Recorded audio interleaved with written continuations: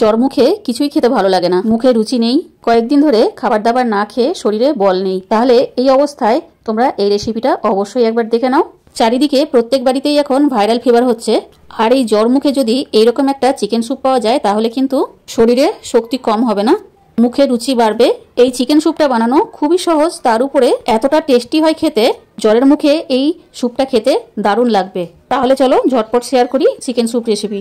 প্রায় ৫-৬ দিন হয়ে গেল আমার বড়মশাই জ্বরে ভুগছে, কোনো খাবারই খাচ্ছে না, তাই ভাবলাম ও না খেলে আমি কি করে খাই, তাই ওর জন্য একটা টেস্টি করে চিকেন স্যুপ বানিয়ে দিলাম। শুধু ওর জন্যই নয়, পরিবারের প্রত্যেকটা সদস্যের জন্যই আমি এই চিকেন স্যুপটা বানিয়েছি। প্রথম এখানে চিকেন স্যুপ বানানোর জন্য একটা চপারের মধ্যে নিয়েছি ২-৩টে কাঁচা লঙ্কা, ঝালটা নিজেদের প্রয়োজন অনুযায়ী একটু কম বেশি করা যাবে, ১৫ থেকে ২০ কোয়া রসুন, ২টো গাজরকে ছোট ছোট করে কেটে চপারের মধ্যে দিয়ে দিয়েছি, সাথে দিয়েছি একটা বড় সাইজের পেঁয়াজ, আর যদি তোমাদের কাছে ক্যাপসিকাম থাকে তাহলে একটা ক্যাপসিকাম দিয়ে দিও। মোট কথা তুমি এই স্যুপটার মধ্যে নিজের পছন্দ অনুযায়ী যে কোনো সবজি দিতে পারো। এবার সমস্ত উপকরণগুলো খুব ভালো করে চপারের মধ্যে চপ করে নিলাম, দেখো কতটা মিহি হয়ে কুচনো হয়েছে। আর যাদের কাছে চপার নেই তারা হাতে চাকুর সাহায্যে ছোট ছোট করে কেটে নিও। তারপরে ভাবলাম চিকেনগুলোকেও এই হ্যান্ড চপারের মধ্যে দিয়ে ব্লেন্ড করে নেবো, কিন্তু দুর্ভাগ্যবশত সেটা হলো না।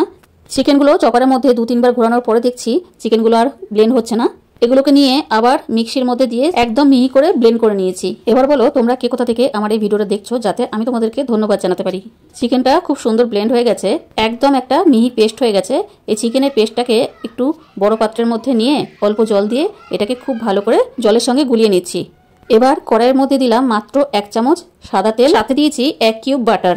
এরকম স্যুপটা বাটার দিয়ে যদি তৈরি করা হয় সুস্বাদু হয়, সাথে সাথে এটা স্বাস্থ্যকরও হলো।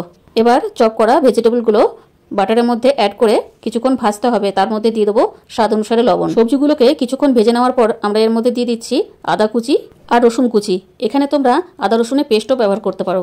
এবার চিকেনের পেস্টটা যে জল দিয়ে গুলে রেখেছিলাম সেটা আমি দিয়ে দিচ্ছি, আর প্রায় ৫ মিনিট এটাকে খুব ভালো করে ফুটিয়ে নিতে হবে।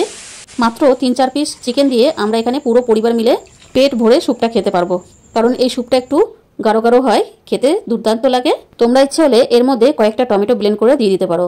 এবার আমরা এর মধ্যে দেবো একটা ফেটানো ডিম, তোমরা ইচ্ছে হলে এখানে একটু ডিমের পরিমাণটা বাড়িয়ে নিতে পারো। আর যদি মনে হয় স্যুপটা একটু গাঢ় গাঢ় বেশি একদম ঘন ঘন খাবো, তাহলে কিন্তু এর মধ্যে ১ চামচ কর্নফ্লাওয়ার গুলে দিয়ে দেবে। আমি এখানে স্যুপটা একটু হেলদি বানানোর জন্য কর্নফ্লাওয়ার দিইনি, সাথে স্যুপটা একটু ঝাল ঝাল বানানোর জন্য দিয়ে দিয়েছি উপর থেকে ১ প্যাকেট, ছোট প্যাকেটের ১ প্যাকেট গোলমরিচ গুঁড়ো, আর ১ প্যাকেট দিয়েছি ম্যাগি মশলা। এতে কিন্তু চিকেন স্যুপের স্বাদটা অনেক গুণ বেড়ে গেল।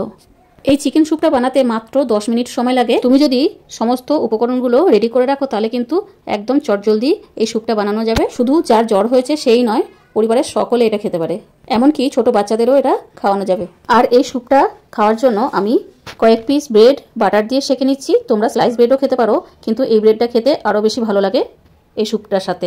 এর আগের দিনের ভিডিওতে রোজিস ইউনিভার্স, রানাপুরি ব্লগস, সোনালি টেলার, রাজবীরস ওয়ার্ল্ড, শ্রাবণ মোড়ল, রুমাস কিচেন অ্যান্ড ব্লগ, এইসব চ্যানেল থেকে বোন তোমরা আমার ভিডিও দেখে খুবই প্রশংসা করেছো, তোমাদের খুব ভালো লেগেছে আমার রেসিপিগুলি। ধন্যবাদ বোন আমার ভিডিওগুলো, আমার রেসিপিগুলো এত যত্ন সহকারে দেখার জন্য। আমি কথা দিচ্ছি এই স্যুপটা তোমরা যদি একবার বানিয়ে খাও তাহলে কিন্তু এর প্রেমে পড়ে যাবে। এই স্যুপটা অবশ্যই বাড়িতে বানাও, আর কেমন হয়েছে খেতে কমেন্টের মাধ্যমে জানিও। যে তোমার হাতের বানানো এই স্যুপটা একবার খাবে সে কিন্তু বারবার বানানোর অনুরোধ করবে, এতটাই স্বাদ হয় এই স্যুপের। আর সর্দি জ্বরের মুখে এটা খেতে বেশ ভালোই লাগে। স্যুপটা বানানোর একদম শেষের মুখে যদি ধনেপাতা বাড়িতে থাকে তাহলে কিন্তু কিছুটা ধনেপাতা এর মধ্যে কুচিয়ে দিয়ে দিতে পারো। বন্ধুরা আজ এই পর্যন্তই, পরবর্তী আবার একটা রেসিপি নিয়ে হাজির হব। ভালো থেকো, সুস্থ থেকো।